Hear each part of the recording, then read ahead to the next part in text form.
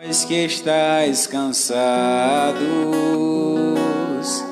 e penais a carregar pesado fardo, e descanso eu vos darei, diz o Senhor. E descanso eu vos darei, diz o Senhor. Aleluia, aleluia, aleluia, aleluia,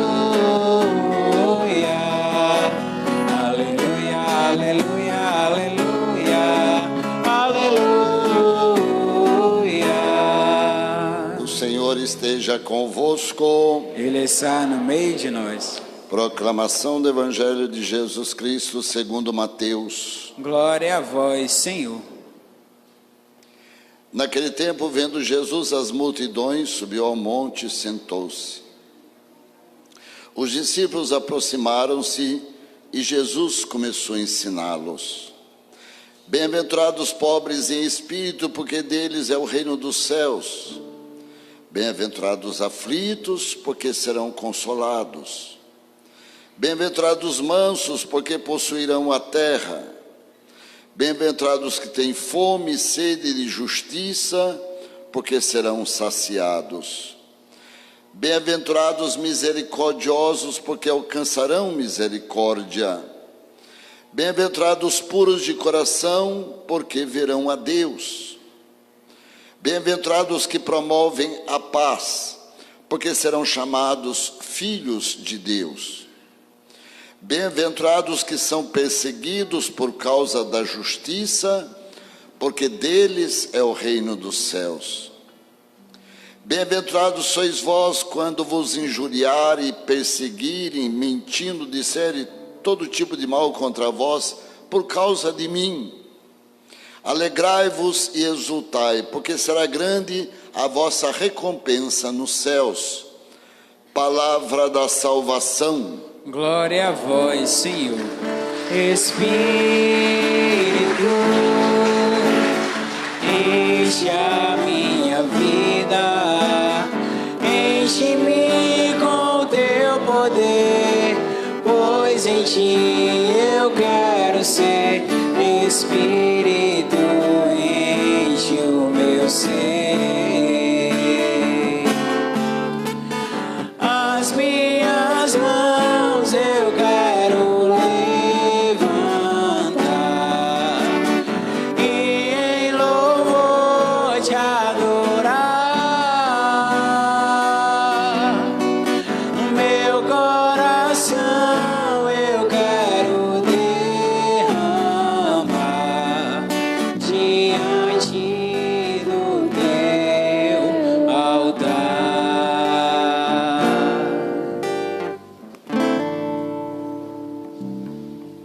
Meus irmãos e irmãs, eu acho interessante, começando pelo Salmo. No Salmo diz assim: quem subirá ao monte do Senhor, quem ficará em sua habitação? Daí diz assim: aquele que tem as mãos puras, inocente o coração, que não dirige sua mente para o crime. Sobre esses a bênção do Senhor virá, não é? Aquele que tem as mãos inocentes e a sua mente não se volta para o crime. Se a gente olhar na leitura, diz uma palavra bem chave: bem-aventurados os misericordiosos, porque alcançarão misericórdia. Bem-aventurado aqueles que fazem o bem, porque eles receberão, vamos dizer assim, a paga do Senhor. A gente não deve ter o nosso coração voltado a nenhuma espécie de maldade, vamos dizer assim, nem espírito de vingança, né? Bem-aventurados se vocês são perseguidos, caluniados por causa do meu nome, né? A sua recompensa. Se alguém fala mal da gente, é para a gente se alegrar. Se alguém falou porque você é cristão, isso é papaocha da igreja, né? Vi pendurado na saia do padre, eu disse qualquer coisa que antigamente se dizia bastante. Eu acho que ainda hoje tem alguém que diga, e a gente fala assim: graças a Deus, graças a Deus. Porque quanto mais falarem, mais o meu nome está gravado nos céus. A gente tem essa mentalidade de falar assim, não, a gente não tem que retribuir o mal com o mal, muito pelo contrário.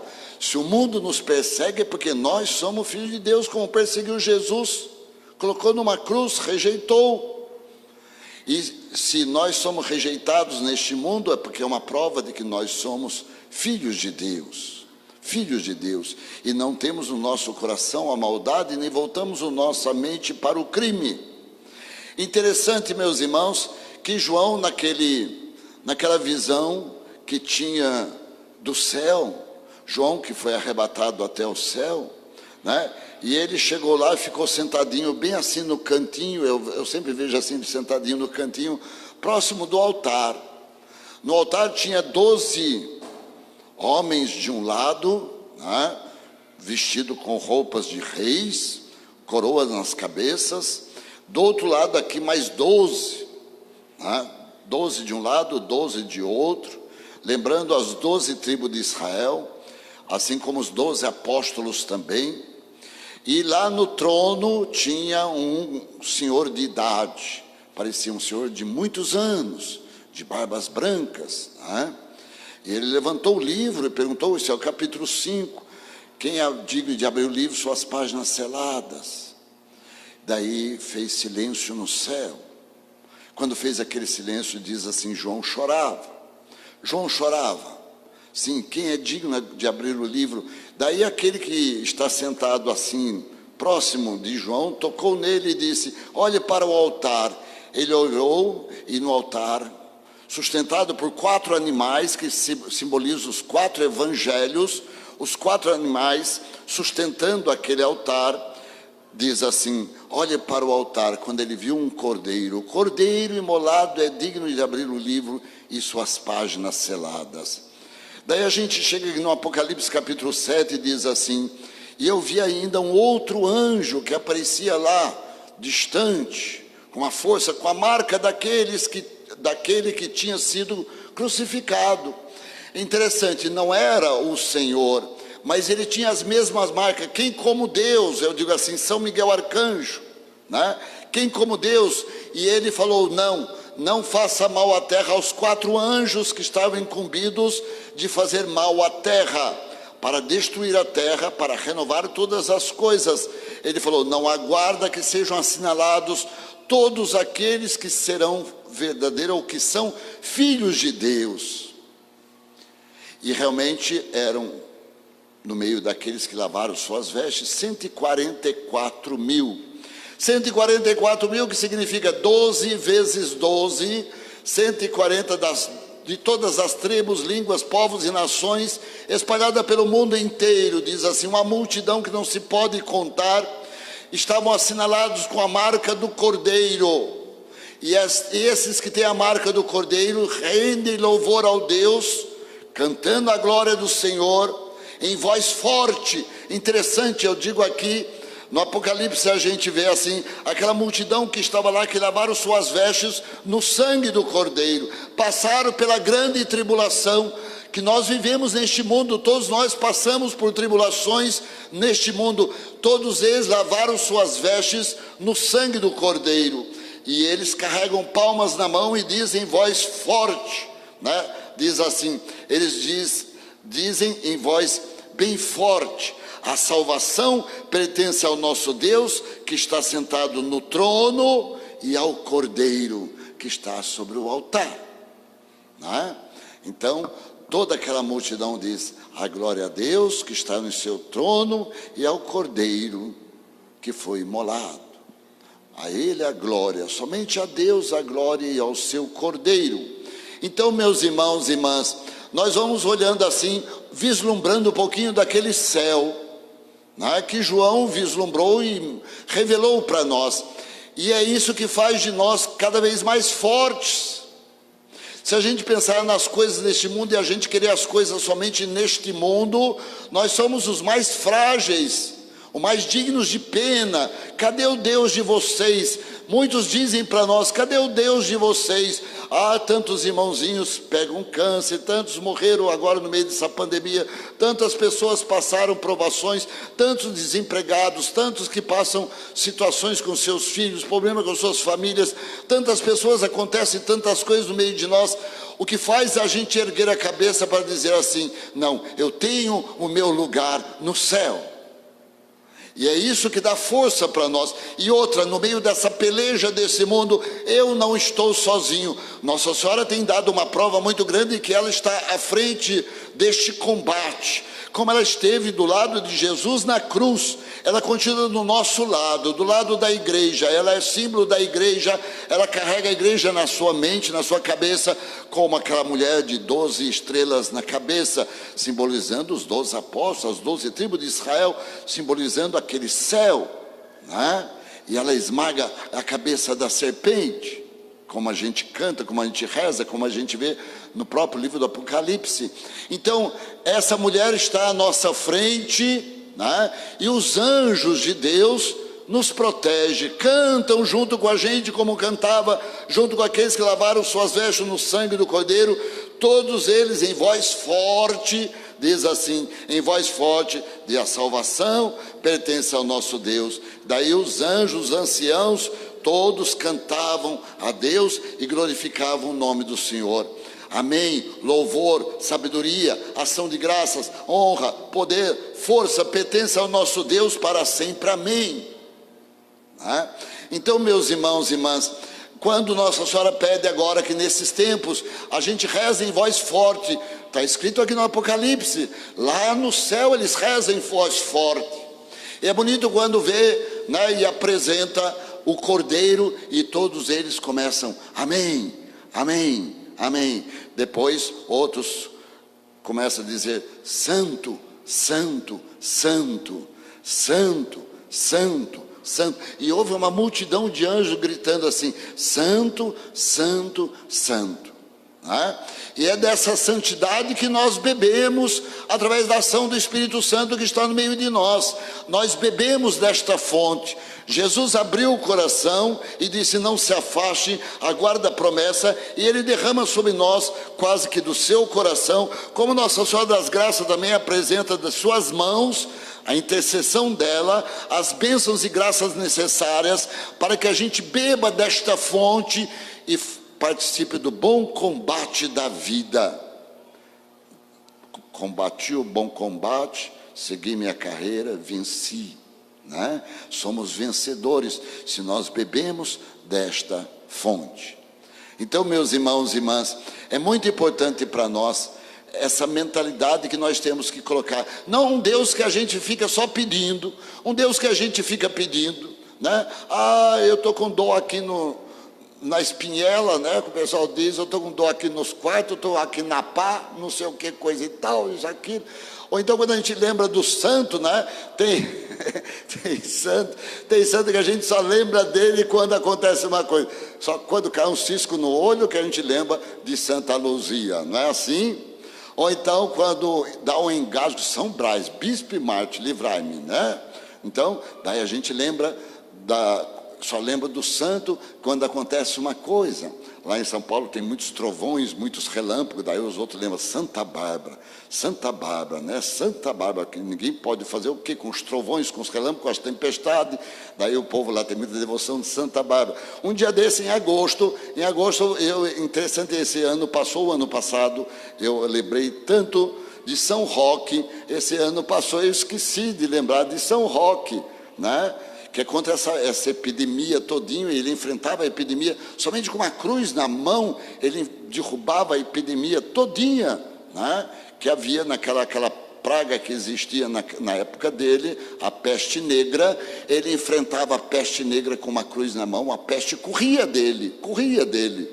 Então, quer dizer, a gente vê a força dos santos que estava na cruz de nosso Senhor Jesus Cristo, eles eram conduzidos pelo Espírito Santo, enfrentavam situações difíceis. São Roque teve que passar, foi alimentado por um cachorro Digo assim, Santa Rita de Cássia sofreu rejeição dos próprios pais, foi obrigada a casar, teve os filhos, marido bêbado, uma situação difícil que ela viveu, e consagrando sua vida nas mãos de Deus. E como prova, quando entrou no convento arrebatada. Ela não era aceita porque uma mulher que havia sido casada não podia estar num convento, né? Era só chamada as virgens na época. Uma mulher que já tinha tido 2 filhos não poderia entrar, mas quando via, ela estava dentro do convento, com os portões fechados, ela era arrebatada para dentro do convento. Você quer ficar aqui? Então mande que aquela roseira dê rosas, né? Uma roseira seca, no meio do inverno triste, cheio de neve. Ela foi lá e foi regando, foi podando, foi ajeitando. E falaram que até hoje não falta rosas na roseira de Santa Rita de Cássia, né? Faz o impossível, porque Deus está do nosso lado, né? Ele entregou por amor de cada um de nós, e nós precisamos consagrar nossa vida, entregar nossa vida no verdadeiro louvor, como aqueles que lavam suas vestes no sangue do Cordeiro. Se somos perseguidos, caluniados, se passamos provações neste mundo, a Ele a honra, a glória, o poder, o louvor, o domínio pelos séculos sem fim. Amém, né?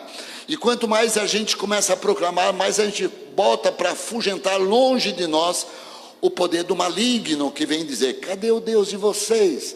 O maligno vem dizer isso: cadê? Você não confiou em Deus? Cadê o Deus de vocês? Cadê o seu Deus? Você está padecendo, e ele atenta mesmo para você padecer, para perguntar para você: cadê o seu Deus? Jesus, até Jesus sentiu: meu Deus, por que me abandonaste? Em tuas mãos entrego meu espírito. Em tuas mãos, Senhor, não conforme o mundo quer, mas conforme a vontade. Aí vamos lavando nossas vestes no sangue do Cordeiro. Quem é essa multidão vestido de branco, com palmas na mão? E João responde: tu sabes, Senhor, tu sabes, Daí são aqueles que lavaram suas vestes no sangue do Cordeiro. E é interessante a gente lembrar, você vê, eu vou, a próxima semana, dia 11 é a próxima quinta-feira, né? Próxima quinta-feira a gente lembra de um beato chamado Padre Vito, o Negro, aqui de Três Pontas, Minas Gerais. Ele era escravo ainda na época da escravidão ainda, mas um homem simples, humilde, escravo. E trabalhava com uma senhora que fazia muitas costuras naquela região, e dizia: eu acho tão bonito estar cuidando das coisas de Deus, e gostava das coisas de Deus, e queria ser um padre. Mas o negro naquela época não podia ser padre.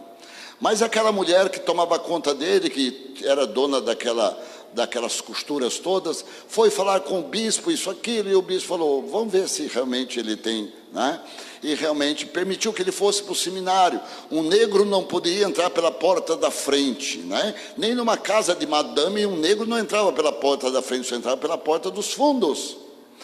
E no seminário ele começou a participar do seminário, entrar pela porta dos fundos. Se tinha algum serviço para fazer, ele fazia com a maior simplicidade de uma pessoa que tinha consciência: eu sou escravo, Não é feito hoje que criou-se uma mentalidade de falar assim: não, escravo, isso aqui, como se fosse debaixo de chicote. Não, ele fazia com amor, fazia todas as coisas, não importava se entrava pela porta dos fundos. O que ele queria é ser padre.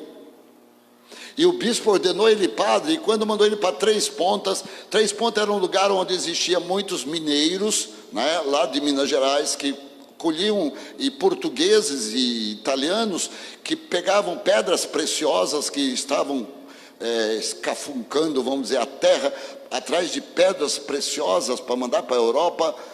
E ele, de repente, quando pediram um padre para a cidade, chegou aquele negão, ele era grandão. Daí, não, nós não pedimos um escravo, nós pedimos um padre. E o bispo diz: ele é um padre, Interessante. E ele assumiu aquele papel com a simplicidade tão grande, saber que era muitas vezes rejeitado por muitos brancos e tudo mais, mas ele começou ganhando as crianças, ganhando as crianças, ganhando as crianças, ganhando as crianças, e de repente os jovenzinhos, e de repente todo mundo quer mexer com o coração da mãe e do pai, começa ganhando os filhos, não é assim, né? Começava ganhando os filhos, de repente foi ganhando as famílias, ganhando todo mundo, e se tornou o santo daquele lugar, um santo mesmo, um santinho muito aberto para todo mundo, para todas as pessoas. Imagina se ele fosse guardar no coração, eles me rejeitam só porque eu sou negro. Essa mentalidade que se coloca no mundo hoje de dizer assim, é homossexualismo, é não sei o que, é negro, é índio, é não sei o que, essa divisão que vai colocando cada vez mais forte no mundo de hoje. Não, a simplicidade de Vitor, né, de dizer, não, que importa que eu seja o que seja, que importa que eu seja. Quando eu vi o menino fazendo a leitura aqui, o jovenzinho que veio fazer a leitura aqui, né, eu falei assim, tadinho, ele deve estar preocupado, nervoso, né? Eu falei assim, a primeira vez que eu fui fazer uma leitura foi na Basílica Velha de Aparecida. Meu filho, eu fiz tudo errado, viu? Eu fiz tudo errado. Mandaram eu fazer um salmo de meditação tirado da Bíblia. Pensa que era o livrinho pronto assim, salmo meditação, salmo responsorial. E assim a geração, e tinha... Não, me deram uma Bíblia e falaram assim, o senhor, você repete esse refrão aqui, depois vai lendo um pedaço e repete o refrão, repete... Meu Deus, para quem nunca tinha lido na igreja, quando eu cheguei lá, eu falei assim, oração dos fiéis. Começou logo aí, dizendo que era oração dos fiéis. Daí todo mundo, é salmo, sim, salmo, salmo. Pensa que dificuldade, não foi fácil, né? Mas é assim que a gente vai, né? Vai caminhando, às vezes a gente fica assim, e vai fazendo, e de repente Deus vai derramando graça sobre nós, vai dando força, e às vezes Deus não dá força para fraco, não, dá força para quem quer força, para quem o busca, né? Que às vezes peleja, às vezes cai 3, 4 vezes no meio do caminho, mas levanta, eu vou chegar lá, eu vou caminhar, eu vou em frente, esse chega. Aquele que afrouxa no meio do caminho, esse não é digno do reino de Deus, né? Eu não quero mais saber disso, Então, meus irmãos, é preciso a gente ter essa consciência. Nós fazemos parte dos filhos de Deus. Deus nos marcou na nossa testa, no dia do nosso batismo, fomos assinalados, ungido o nosso peito, lavado nas águas do batismo, marcados com o sinal da cruz. Somos agora filhos de Deus. E como filhos de Deus, devemos aprender com o Pai a obediência, né? A obediência que muitos hoje em dia não querem mais obedecer pai e mãe, não sabe mais o que significa obediência. Não, Jesus diz, a palavra de Deus, foi obediente até a morte e morte de cruz. Em Jesus nós devemos ser obedientes, fazer a vontade dele, cada passo da nossa vida, cada situação que nós vivemos, pedir muito a presença do seu Espírito, que nos dá força para sermos fiéis à vontade do Pai. Amém? Louvado seja nosso Senhor Jesus Cristo. Para sempre seja louvado.